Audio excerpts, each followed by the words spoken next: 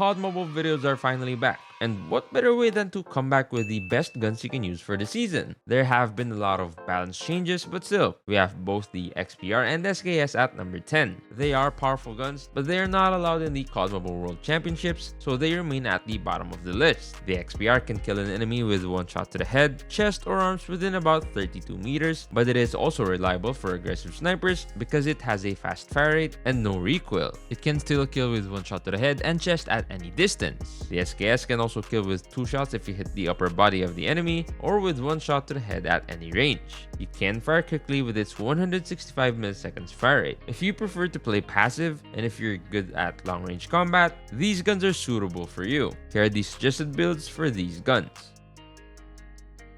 The Bison is the best weapon for beginners and it is at number 9. It virtually has no recoil when you shoot, it has a little bit of flinch, good accuracy, good mobility, good range and damage, and a very big magazine.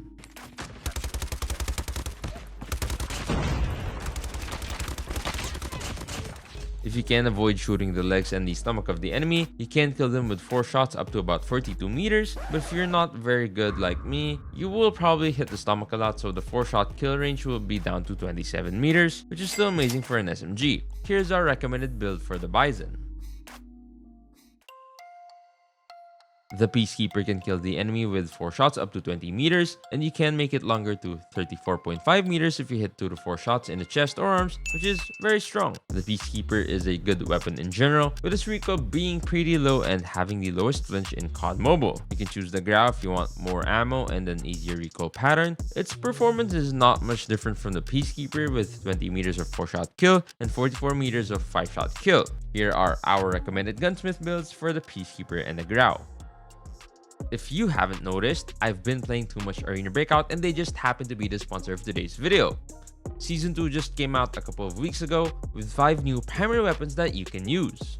Of course, I had to rank them. At number 5, we have the Scar. It has the slowest fire rate. Even if you run it with A1s, it's still hard to kill enemies running good armor.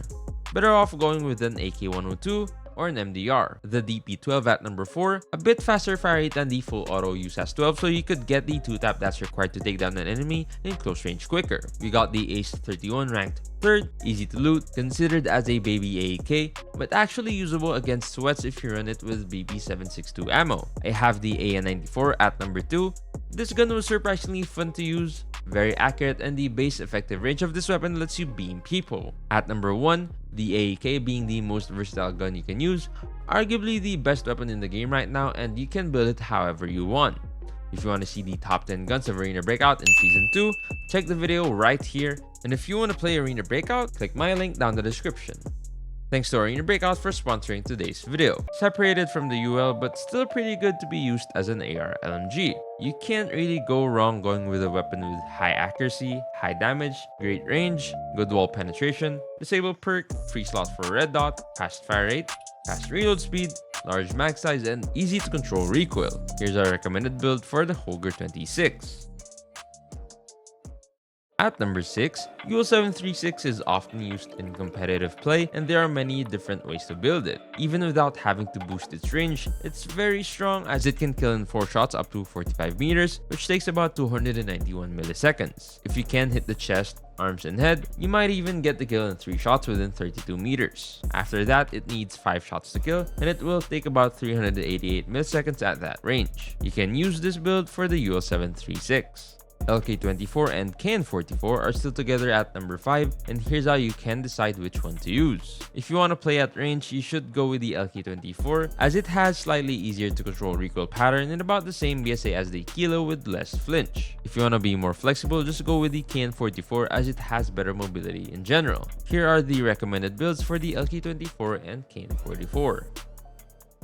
This season, we're putting the best ARs in Kilo and the Krig at number 4. Their stats are pretty close, but the Mythic Krig takes the edge in terms of range performance. Without the Mythic Iron Sights, you won't be able to exploit its full potential, so in that case, you'd be better off using the Kilo 1-for-1. Here are the builds you can use for both of these guns. At number 3, we have both the PDW and FFAR. The PDW can kill the enemy with 4 shots up to 26 meters, and always with 4 shots up to 17 meters, with one of the fastest strafes you can find for a gun with a range like that. You can also go with the FFAR, having the fastest shooting speed among ARs. It does not kill slowly at all, even if it looks like it has low damage. Here are the builds we use for these guns. These 3 guns stay at number 2, being the go-to guns for close range. The only change for this season is that the CX-9 received a bullet velocity buff, which makes it as good as the Fennec up to 22.5 meters, when in the past it was only really effective up to about 15 meters. Here are the builds that we use for these guns.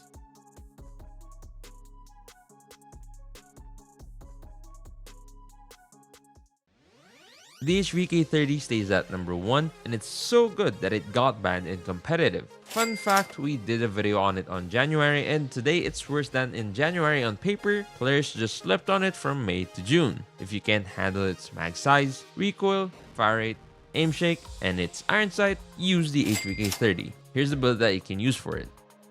COD Mobile has been out for 4 years now, and I believe I have covered most topics in the game, but I wanted to ask you, what do you want to see on the channel? Let me know down in the comments below. If you're enjoying Arena Breakout as much as I am, subscribe to my new channel, or you can check out the top 10 guns of Season 2 right here. Thanks for watching, and I'll see you on the next one.